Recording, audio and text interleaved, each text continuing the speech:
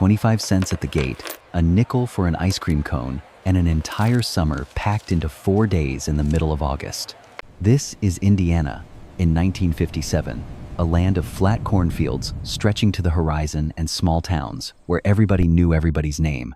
In the 1950s, Indiana held more than 90 county fairs every single year, more than the total number of counties in the entire state of Ohio. And for every farm family in Indiana that year, the county fair was not entertainment.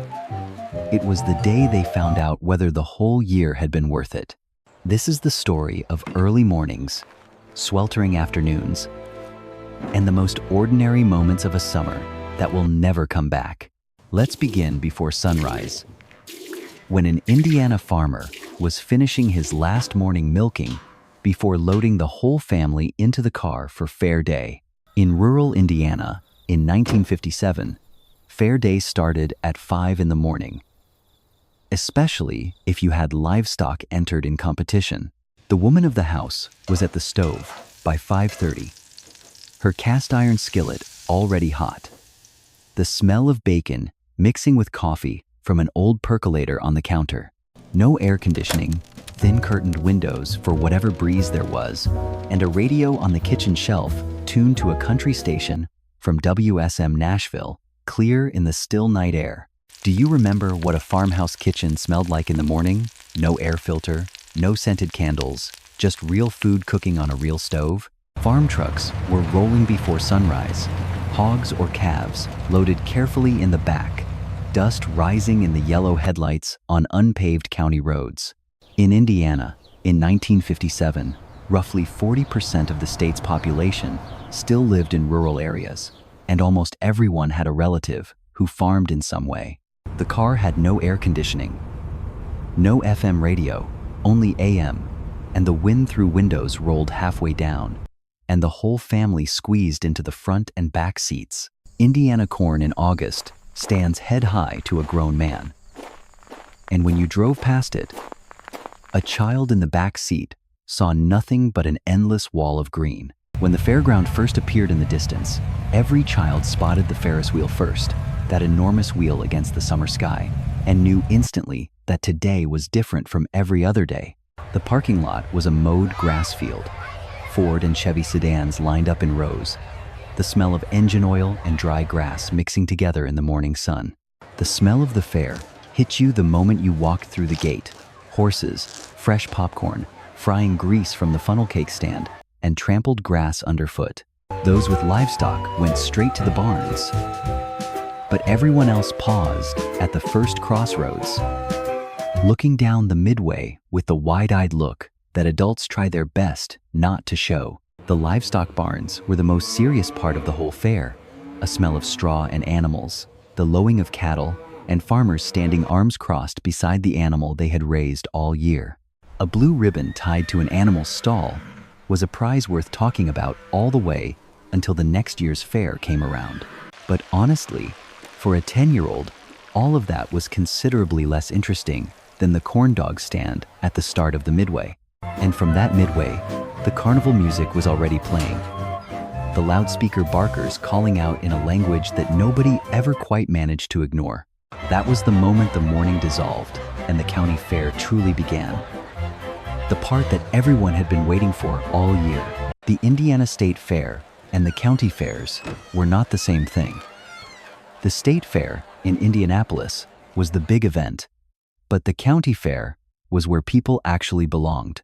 Inside the agricultural exhibit hall, tables draped in green and white crepe paper held everything: squash, sweet potatoes, field corn, tomatoes, and pies, carried straight from the oven.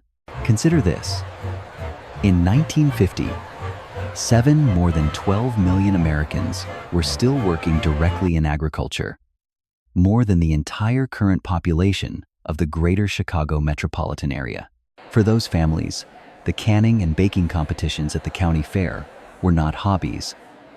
They were proof that you had the skills to keep a family fed through an entire year. A competition pie was judged not only on taste, but on the crust, the browning, the uniformity of the lattice cuts, and the thickness of the filling. Do you remember that smell? Fresh baked pie inside the fair exhibition hall? While the temperature outside was in the 90s and there was no air conditioning anywhere?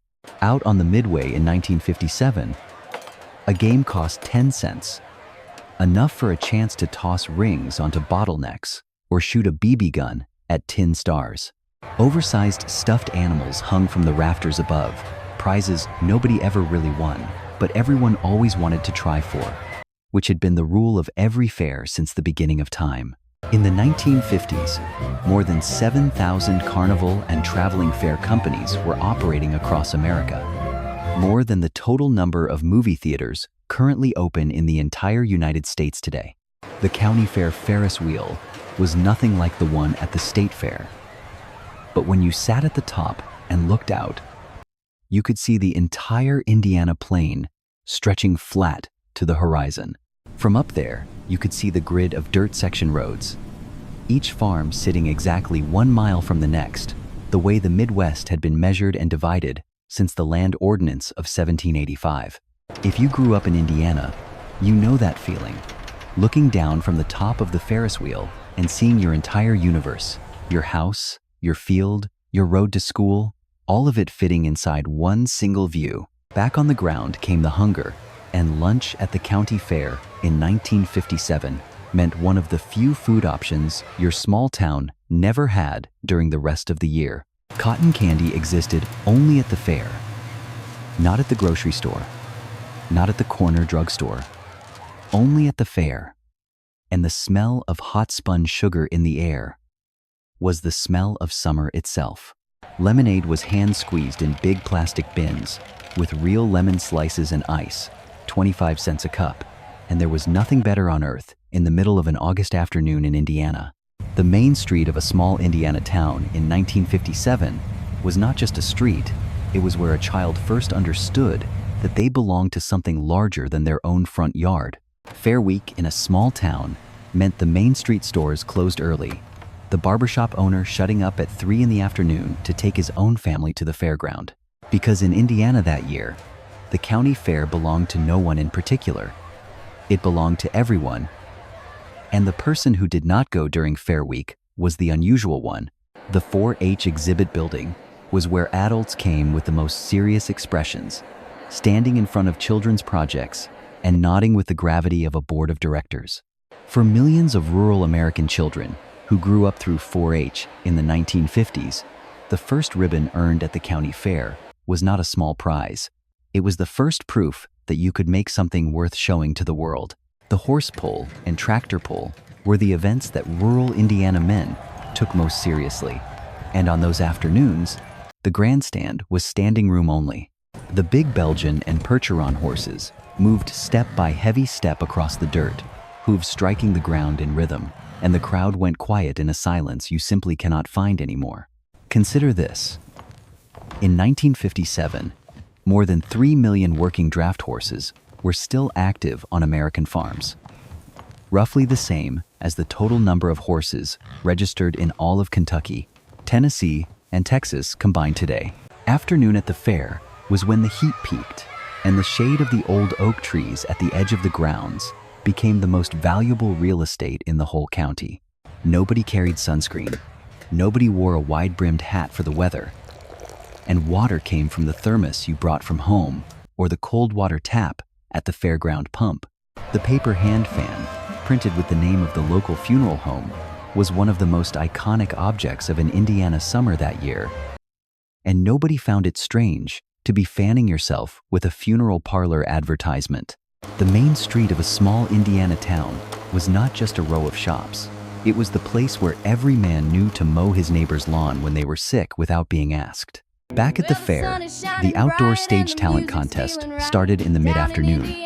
A long-corded microphone, a small electric guitar amp, and the performers who had no idea what they were doing next.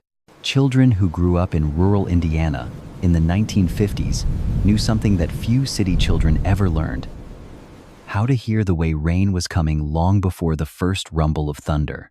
When the western sky began to darken, an Indiana farmer did not check his watch. He looked at the cornfield, to see whether the leaves had started turning their pale sides up. If you grew up in Indiana or anywhere on the Midwest, you know that smell. Dry August earth meeting the first raindrops. The smell that has no name, but that everyone recognizes instantly. An afternoon rain at the fair meant everybody ran under the same canvas overhang at once, and standing there, you stood shoulder to shoulder with neighbors you had not seen all week. Indiana in August usually brought 1 or 2 heavy thunderstorms a week, and a farmer welcomed them not with anxiety but with gratitude, because corn needed rain.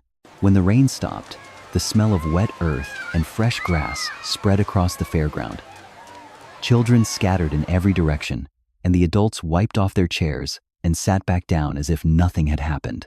Late afternoon was when the rides got busier. The colored lights began to glow in the late sun, and the whole fairground shifted into a different register altogether. The tractor pull at 4:30 was the event most people had been waiting for. Oliver and John Deere machines roaring down the dirt track to the sound of the crowd. Indiana farmmen lined up along the wooden fence, arms folded or resting on the top rail, watching every inch of that tractor's progress down the track. If your tractor won, you talked about it until next planting season, and if it lost, you also talked about it until next planting season. The tone was simply different. Even the things that have completely vanished from today's fair still live in the memory of that generation, like the sound of the butter churn bell ringing when cream turned. The farm equipment exhibit was paradise for the boys, for whom no midway game compared to the feeling of climbing up into the seat of a brand new Farmall tractor on display. Those new tractors cost several $1,000s, a full year's income for an average farm family. But the boy climbing into the seat did not know that, and the wise salesman never mentioned it. By late afternoon, the smell of fried food and hot sugar had soaked into every thread of the clothes you were wearing, and you knew that even after a bath at home, the smell of the county fair would still be there. And every child knew, if dusk was settling and nobody had mentioned the car yet, it meant they were staying for the evening show, which was better than any prize on the midway. When the fairground lights came fully on at 8 o'clock, the whole place became something completely different from what it had been in daylight. Brighter and noisier, warmer and closer. The evening grandstand show was usually a country band from Nashville, or a small circus act, or local stock car racing on the dirt oval around the infield. Children fell asleep on their parents' shoulders at 10 o'clock. No strollers, no carriers, just a sleeping child held against a chest, carried back to the car through the dark of the parking field. The drive home at 11 at night on a dark county road with no streetlights, no GPS, just the headlights and a driver who knew every turn because he had driven it all his life. The child woke up when the car had already stopped in front of the house, felt themselves being carried to bed, and could never remember that transition, only that they had been at the fair and then were in their own bed. On ordinary evenings with no fair, the night in rural Indiana in 1957 began right after supper, when the sun had just gone down and the day's heat backed off slightly. The front porch was the second living room of an Indiana summer, where a neighbor could stop by without calling ahead, sit for a while, and leave. Simple as that. Nothing competed with a summer porch evening.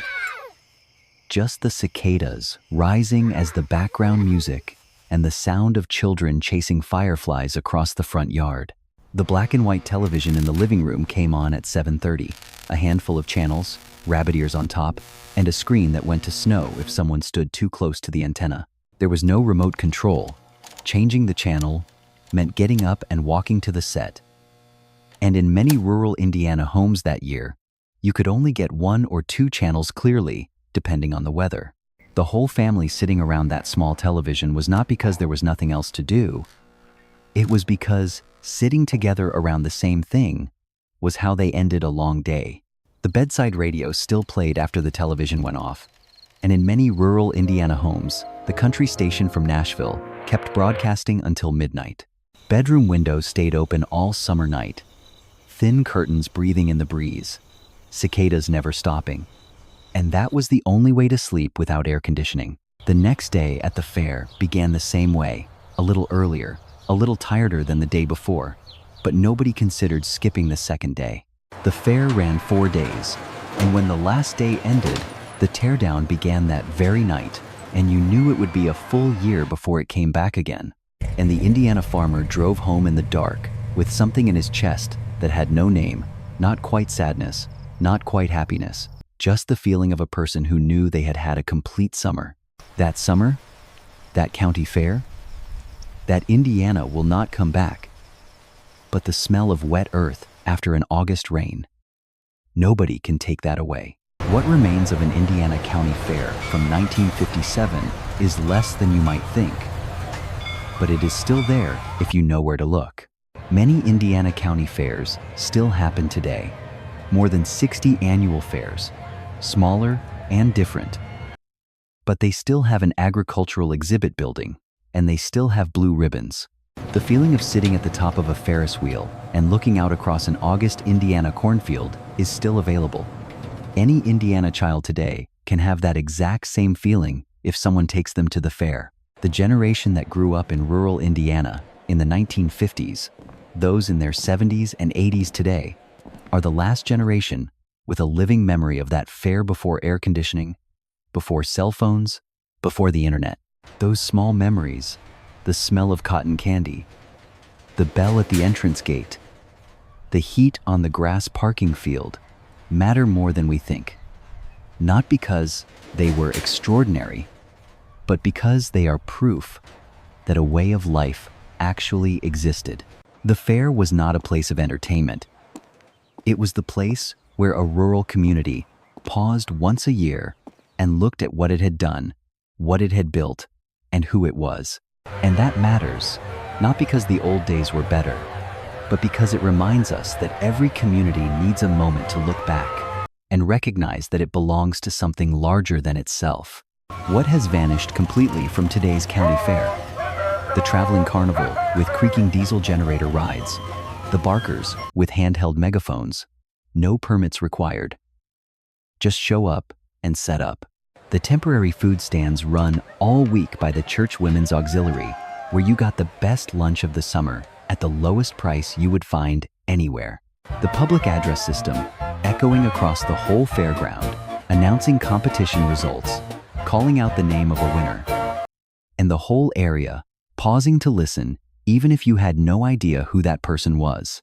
Those things are gone or changed beyond recognition. But the more important thing, the feeling of a whole community gathering to see each other, that can still be found. In places like rural Indiana, memory lives in the landscape more than in any book, in the smell of the August air, more than in any historical document. Life in rural Indiana in 1957 was not paradise, and nobody called it paradise. But it had something that is hard to find today. It moved slowly enough for you to know that you were living it. The summer after that county fair, the fields greened up again, the families made their plans again, and another Indiana child began counting the days until August. And when August came, when the temperature climbed past the 90s and the corn was shoulder high, the calf stall was scrubbed clean, the good clothes were pressed, and the whole family got in the car for the fair. And when the car pulled into the parking field, the child in the back seat looked through the window and saw the Ferris wheel rising above the trees. Same as last year, same as the year before, and everything was in its place. The smallest memories are usually the most stubborn ones. They stay when everything else has faded, a smell, a sound, an ordinary moment that nobody wrote down. The smell of hot popcorn rising in the humid Indiana August air, the sound of a popcorn machine turning, the small bell when each batch was done. You do not forget things like that. The sound of the carousel music as night fell, carrying across the fields to the farms around the fairground. A farmer shutting off his barn lights could hear it and know the fair was still running. And after the fair ended, harvest began. Indiana autumn, arriving with the yellow of ripe corn, and life returned to its own rhythm. In rural Indiana in the 1950s, corn harvest was not unlike the fair in one important way. It was also the moment when the community looked at each other and knew who had had a good year. And when the first snow fell on the harvested Indiana fields, a child sitting in the warm kitchen knew there were 9 more months until the fair.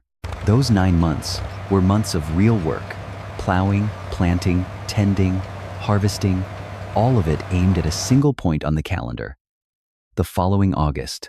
That cycle, the circle of plowing and harvesting, and the fair and plowing again, was the backbone of rural Indiana life that today's generation no longer lives inside. Today, more than 80% of Americans live in urban areas, and for many of them, a county fair is something they have never experienced in the true sense of what it was. But those who remember, those now in their 70s and 80s who grew up in rural Indiana, still carry that fair inside them, intact. They still remember the name of the champion steer that year, still remember the smell of the livestock barn in the early morning, still remember the sound of the popcorn machine at 7:30 when the fairground lights were blazing. Those memories are not nostalgia. They are living documents of a way of organizing a community that once existed and worked. And that is worth remembering. The Indiana County Fair in 1957 was not an event. It was the moment in the year when a whole region looked in the mirror and saw itself with all the best it was capable of producing.